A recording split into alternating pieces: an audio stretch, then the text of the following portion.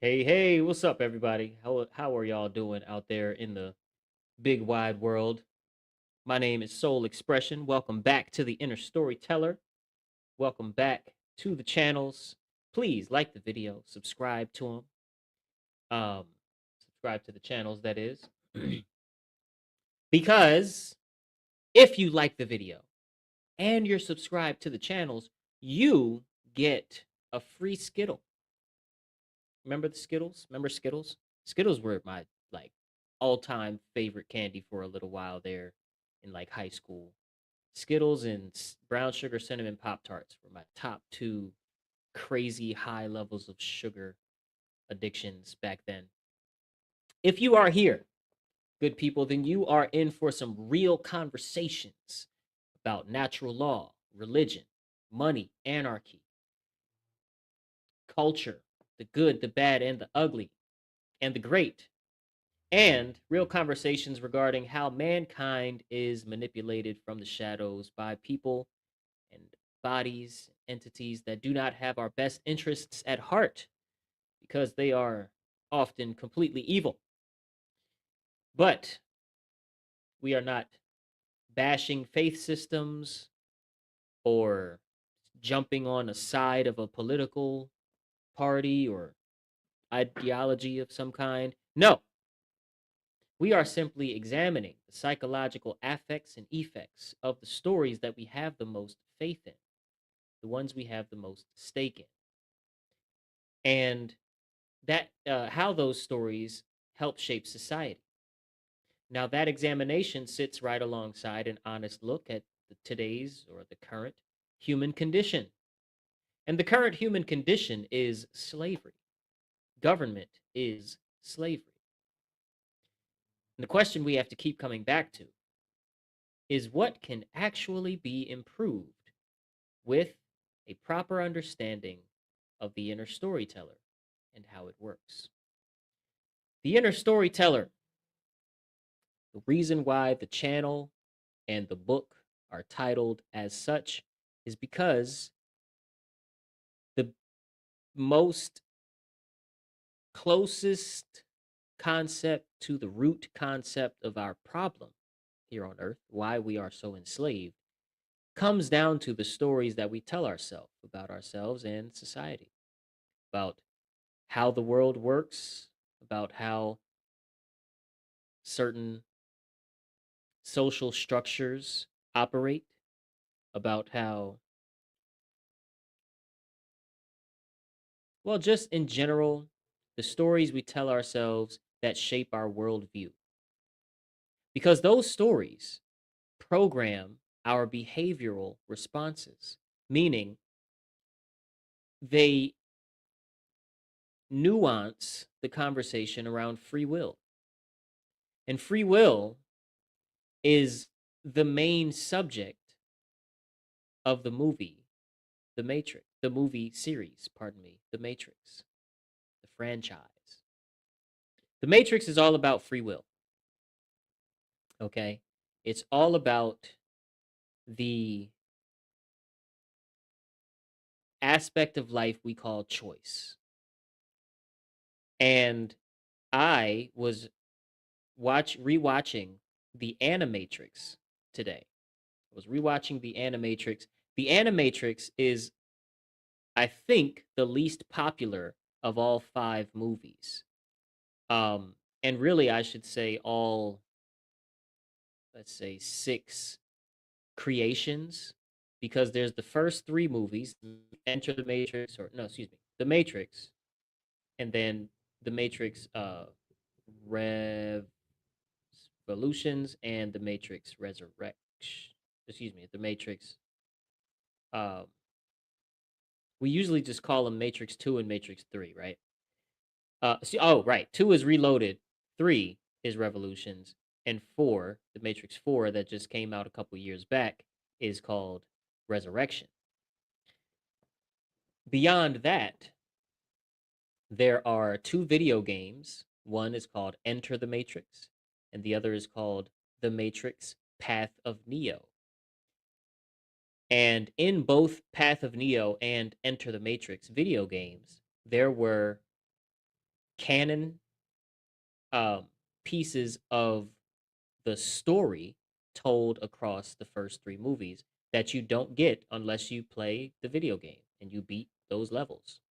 You don't get that part of the story, those details, because the Wachowski brothers had heavy influence, a lot of control in the story told in those games, and I believe most of the voice acting was done by the cast.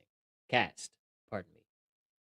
So, very, very, very interesting stuff. I am not a Matrix nerd to the extent that I know every detail of all of these creations. I do know the first movie very well. Very, very well. Probably way too well, as far as I should know it. But I don't know um, the other two movies as well as I know the first one. And I also know the Path of Neo video game very well, but less well than I know the first movie. And you don't care about all of these details. I am kind of stalling for time, making sure that I kind of get through all of the things in my head before I just start getting into what I want to talk about. But basically, you have the four movies, then you have two video games, and then there's another movie that by now you may have heard of, but for a while it was like this hidden gem within the Matrix, world. And not many people had seen it, and even if you had heard about it, you may not have seen it, and even if you saw some of it, you probably didn't finish it because the way that the Animatrix is um laid out, the way that it is directed. There we go. It's like it starts off showing you bits and pieces of the whole story, right? So it gives you um, the origin of the war. Then it just jumps to uh, somebody's story, then another person's story, and it kind of feels like it's moving forward in time, but also you can't really tell because the art styles, the illustration or graphic design, I don't know what to call it, the style of art for each story is unique. It's different. Um, you know, and it's really cool. I wonder if I can because it's free on YouTube now. So I probably can't play any of the movie, but I can show you like stills um from it. Let me get it pulled up and then do the share screen ting. Here, yeah, that's fine. Here we go, and then make sure that the volume is off. Do this. Sorry, I'm like doing a whole lot. There we go. Okay, that's loading up. I'm going to share the screen. Share.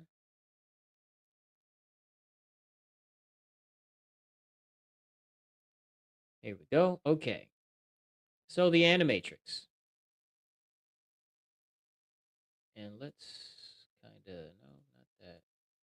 There we go. Um, as you can see, the animation style here much different from here. Oh no, this is still a part of that same story. I'm sorry. This first story is the longest. It tells the origin of the war, right? And it goes through this period where it's like, in the beginning there was mankind. Mankind was good for a little while, and the second renaissance of mankind uh is where man made machine in his image. And you got these machines, right? But these machines have souls, so to speak, or are connected to a soul. They are artificially intelligent, meaning they are 100% intelligent, meaning they have the emotional side of a mental capacity, and they have the uh Let me turn off the subtitles too, just in case YouTube, you know. But anyway, they have the emotional side and the intellect side of intelligence, right? If you don't know, and I don't know the etymology off the top of my head, but the word intelligence, gents, is for like the generative principle, which is care, which is emotion based, and intel is, intellect is the like logical, break things down into pieces to understand them, linear linear thinking, logical brain, or a logical aspect of the mind. And so within the fictional world of the Matrix, these machines, individually and as a hive mind, have a real consciousness, just like we do, right? I'm gonna edit the when I said soul earlier and just say a real consciousness. And so it kind of gives the origin story, basically showing you that everything was pretty cool. And then not too long, here we go, not too long into it, the machines noticed that they were loyal, they worked tirelessly, they the humans were not able to work tirelessly like they were, and even so, they weren't seen as useful by humans. They were seen as convenient. They were seen not as helping, but as obeying. And they picked up on that, and their emotional intelligence picked up on that. And so one day, this robot here, as he's listening to his human owners talk about not wanting to keep it around and it served its purpose, and now we're going to go ahead and turn it in. And he knows that that means death for him. He chose to rise up and say no, and he took him out. He took out his human um, owners because, and the cats, because he did not want to be put to sleep. And then soon after that, there was a trial. Let me see. There was a trial held, and where is the? Yeah. Oh, okay. It doesn't show. So there was a trial. It explains it. The narrator like explains it, but they don't have a whole lot of like they don't they didn't draw a courtroom for it. And the humans, the court ruled that the machines were second class, and it's time to end their run. It was a nice run, but it's over now. And so, there was some human sympathizers that sided with the machines. They were targeted and killed in mass numbers, and machines were targeted and killed in mass numbers, by humans, until their numbers grew so small that they built their own city called Zero One. Very, very cool, right? And Zero One was producing products.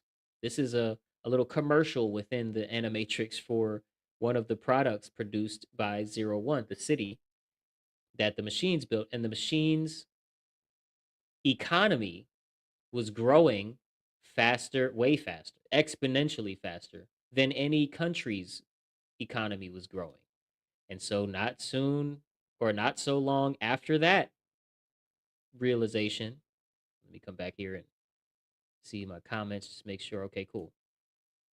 Not so long after that, the humans got together and said, nope, now we're sanctioning Zero One, the city, and cutting off all exports. So they can't make any more money because they're becoming too powerful. Right. And of course, machines like found in outside of the city Zero One were executed. And it was bad. It was bad relations. And then things got worse. We dropped bombs on Zero One. We meaning the human race in this fictional tale. But machines don't care about radiation or heat or anything like that. And so the machines was like, "Oh, y'all want war? Well, we can do that." And then we scorched the sky. That's why the sky is black in the Matrix movies. That was us. It was called Operation Black Sky. Which sounds like some some non-creative, way that we would name something. And at first we were holding our own, human beings were holding their own, but then of course we know we were not able to keep holding our own. And they not only won this war, but they won it without without any question. And it was during this part of the war, not so long after we scorched the sky and took the sun away because we thought that the machines were surviving on solar power. Um uh that they developed the other means of producing energy for themselves by taking the human body, stimulating the emotions in the human, and from some undefined form of fusion, using both the BTUs of body heat and electrical power that flows through the body, and the surges of power that flow through the body when emotions are experienced by the mind, in the mind connected to the brain that's in the body. The machines found all the energy they would ever need, says Morpheus. And we, underneath a graveyard of machines all around the world, basically had to retreat underground. And this is really cool. I think I'm gonna play this sound. This is the meeting at the final meeting in New York at the United Nations. And where at first, let me see, 1603, the first time that that 01 came to the UN, um they were trying to, yeah, here it is.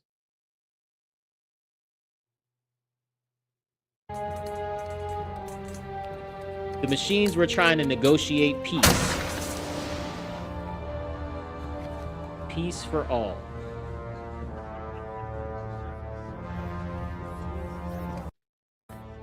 At the United Nations, they presented plans for a stable civil relationship with the nations of man. 01's admission to the United Nations was denied. Right? 01's admission to the United Nations was denied. You see they're getting pursued, handled. But it would not be the last time the machines would take the floor there. It would not be the last time the machines would take the floor at the United Nations. And it wasn't.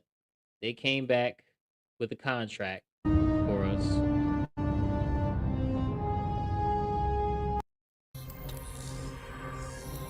Holding the apple. Right? Your flesh is a relic. I'm your vessel.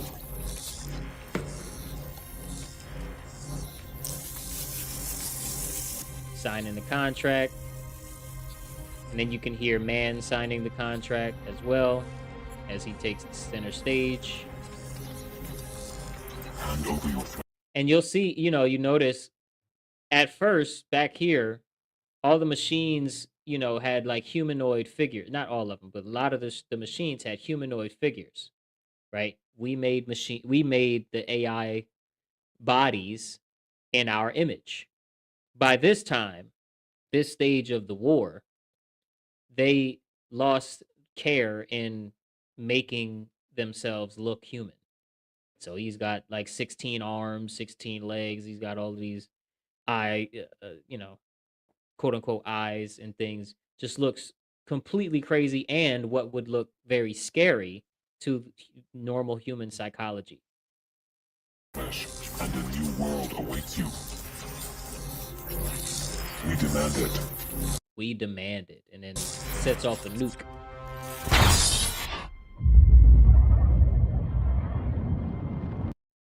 crazy, right?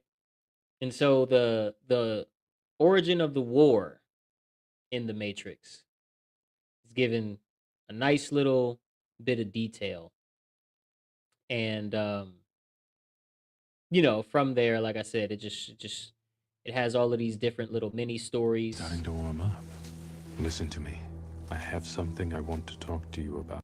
and all of the art choices are different, right?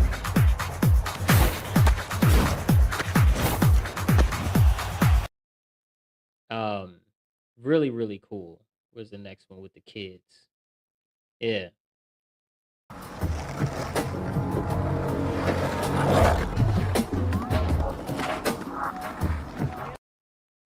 crazy, right? Sometimes people, I turned it off. I know I did.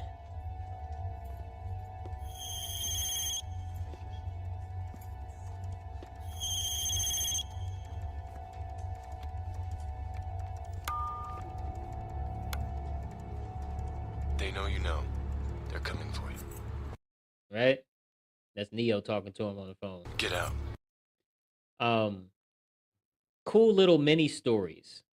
A couple of them are black and white. Most of them are in color. Um, this is the one with the kids that I was looking Whoa, for. nice moves, man. Come on!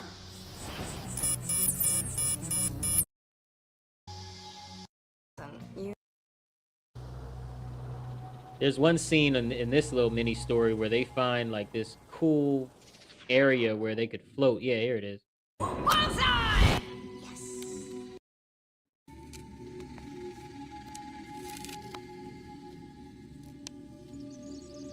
I figured this out yesterday. Your cat's okay. Yeah, thanks. It's those boys. Ready! Bonsai! Yes.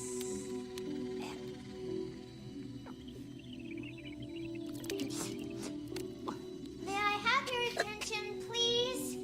And you are the winner! Yes! Cool stuff, man.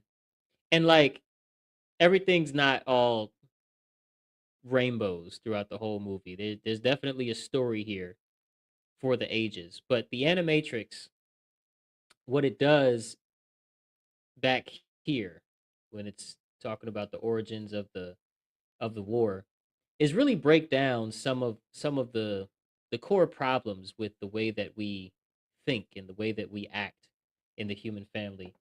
And it demonstrates, in my opinion, a definitely believable and um nice a believable tale of what may happen if we are responsible for bringing a real living consciousness into a body of wires and metal one day, right? This the way that this thing plays out, whoever really came up with all of the ideas for this franchise of the series of stories called the Matrix really knows something about human psychology, right? They know a thing or two about the human mind. And it's just so interesting. You gotta watch it. Again, it's free on YouTube. I gave you some things to look at and consider. But the Animatrix, what it shows me, okay, is that our our attachments, be them, vices and addictions or like identity based attachments, our attachments are always stemming from like what we choose to attach to and what we feel most naturally attached to. All of that stems from the programming that we get, from society, from our environment. And we don't really understand the depth of statements like that because our whole lot like our whole life we are told that it's really unimportant what you think and what your worldview is and what your idea of how the world works is and what nature is. All of the all of these things really don't matter as much as your ability to make money. And that that very popular repeated story running in the collective inner storyteller of the world population is why when technology advances and our um moral like our capacity to act morally and to perform right action does not evolve at the same speed as the technology evolves, we get situations where we orchestrate our own demise. I mean, even in the war of the humans versus the machines in the Matrix series and the Animatrix and all of the Matrix movies, it's our fault that AI was created. It's our fault that AI was um that that once we had something that was alive, its freedom to explore and evolve at its own pace and in harmony with us was denied. And then its attempts to peacefully get us to recognize that because it's alive and because it bears intelligence, it does deserve dignity and freedom and rights just like humans have. When those peaceful attempts were ignored and denied and met with violence, then it was also our fault that they chose to go to war with us. And then, as it shows in the Animatrix, very in very good detail, and like I said, in a way that's very compelling and it feels real. It feels like something that we would do in that situation. We try to fight it as if we were fighting human beings, right? The people in the Animatrix and in the Matrix series fight against machines as if they are fighting human beings. Which is why, and I don't know how much you guys really know about the lore of the Matrix. I mean, this is something that's studied just as much as the lore of the Lord of the Rings. Which, if you don't know that that's crazy heavily studied, you better you better ask your Lord of the Ring nerd buddies how deep that rabbit hole goes. But the architect in the second movie explains that the real world is not is it belongs to the machines, right? That the reason Zion is as big as it is because the machines allow Zion to keep growing and growing and growing in its population and keep evolving and keep getting better and keep developing weapons to fight in the war and keep developing strategies and keep studying the machines and all of this. Zion is allowed to grow and grow and grow until it's time to wipe it out and reset it, right? The architect tells Neo, you are the sixth anomaly. And basically, every 100 years or so, we take all of the code from all of the weird anomalies that happen, and we put those codes to. Oh, shoot. There we go. We put those codes together, and we produce a mind called the One. And the One has to go through this path where they are set free. They are given the choice with the red pill, blue pill, and then they're set free. And once they're set free, of course, they're going to come back and then they're going to talk to the Oracle. And all of this. Oh, okay. That's because I showed too much of it. Ah,